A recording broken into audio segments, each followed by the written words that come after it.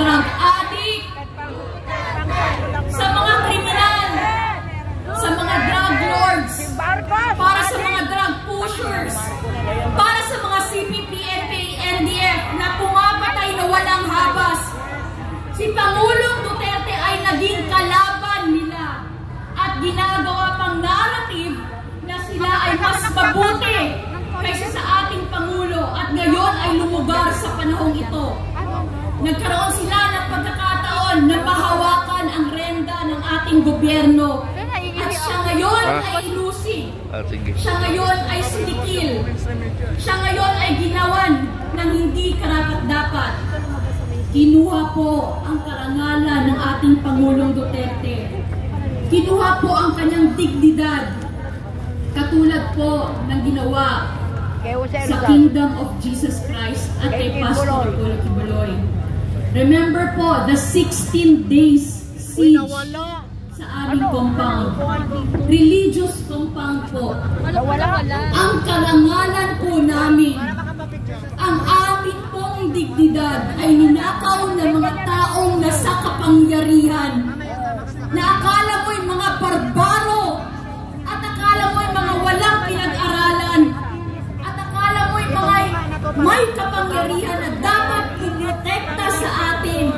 Ngunit sila mismo ang sumira sa tinatawag na rule of law kasi naging lawless at naging illegal ang kanilang ginagawa. Ang kanila pong palaging sinasabi, whether you like it or not, gagawin namin ito sa inyo. Ano po ito sa inyong tingin? Parang patay ang demokrasya ng ating bansa ngayon? Wala nang rule of law. Ang batas ay para lang sa atin, ngunit hindi para sa kanila. Ito po ang masaklap at ito ang masakit na nangyayari ngayon. Kaya sa ating prayer rally, idalangin natin ang ating mahal na bansang Pilipinas na naway pagharian tayo muli ng ating Panginoong Diyos. Alisin ang mundo ng kadiliman at kasamaan na ating tinatahak ngayon.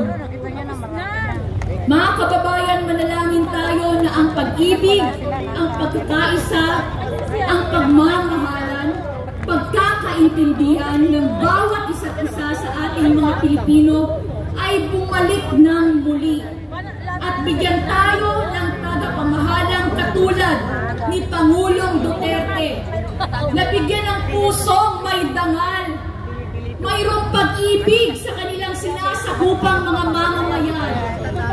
Kaya tayo ngayon, magkakaroon po tayo ng prayer rally, nagkakaroon po, dumutulog po tayo sa mga pagkarihang Ama, luluhod po, kung pwedeng lumuhod sa kanilang mga bahay, sapagkat siya lang po ang ating mga pangyarihang Ama, ang may hawak ng lahat ng sitwasyon sa ating buhay, na naway baguhin, na naway kaawaan naman tayo, na naway tayo ng grasya upang ang ating bansa ay sakupin naman ng kaliwanagan at katwiran ng katapatan at ng mabuting pamahalaang magiging gabay natin. Magiging ilaw na katulad ng sinabi ng ating Panginoong Diyos. Mga kababayan po, huwag po tayong mawalan ng pag-asa. Kaya nandito po tayo sa prayer rally na ito. Tumayo po tayong lahat, mga kababayan.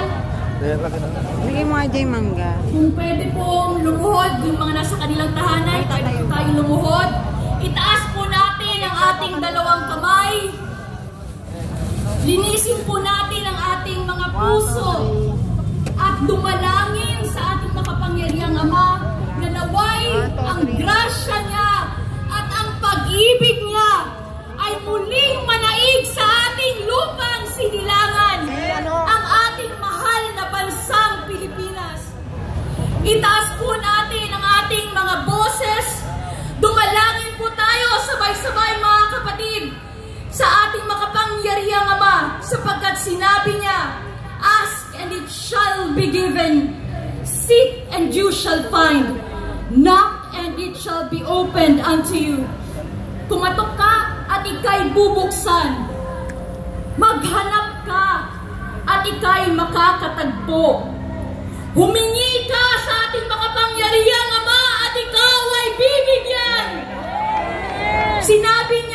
sapagkat ang lahat ng humihingi, binibigyan.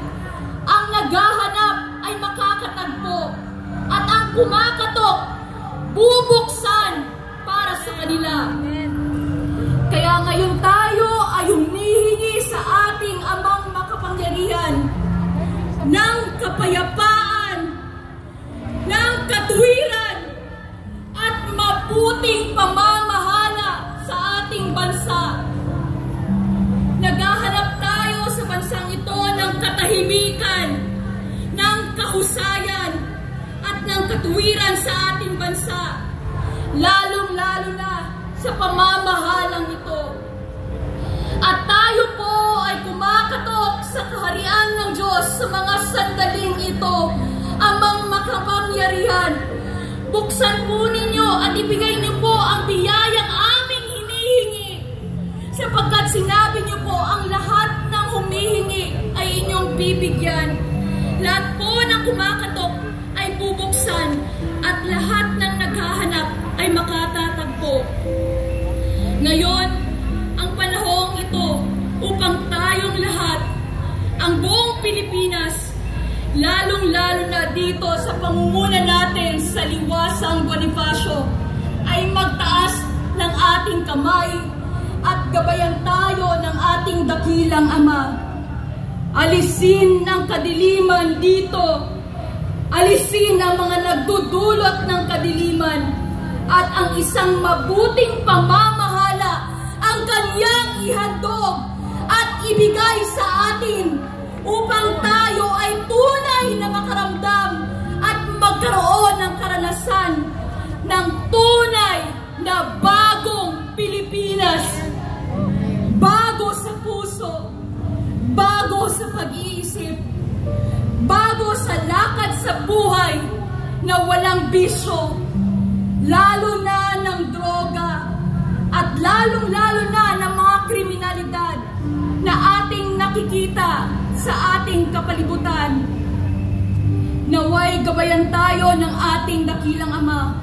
Pangunahan tayo at basbasan tayo sa ating mga dalangin ngayon.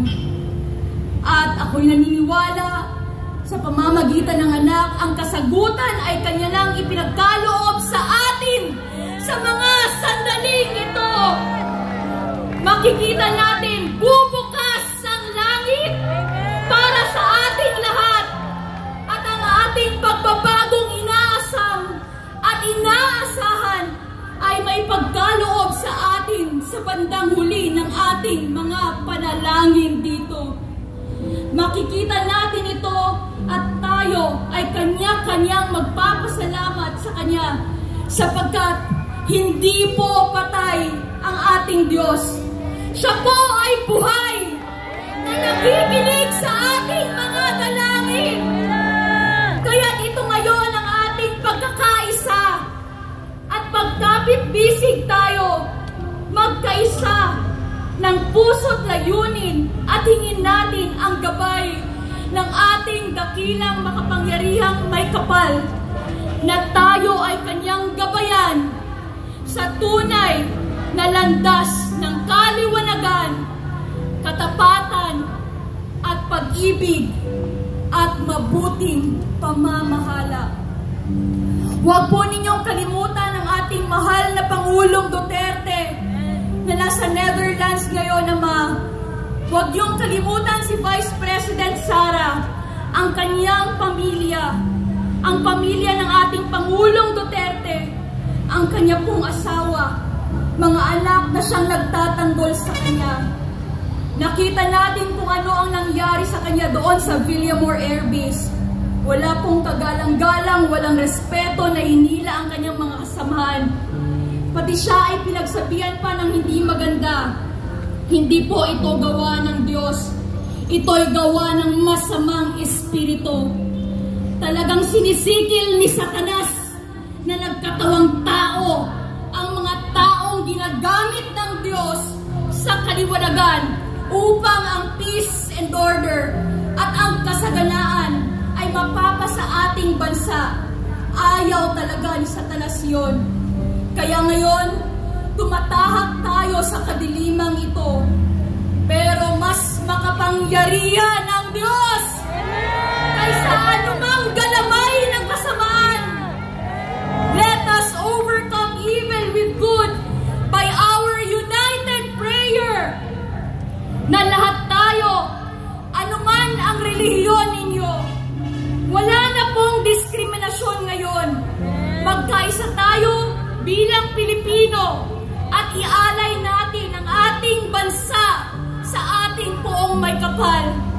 At alam kong ang kasagutan ay kanyang ibibigay sa ating lahat sa pangalan ng ating dakilang Ama, ang ating Panginoong Hesukristo.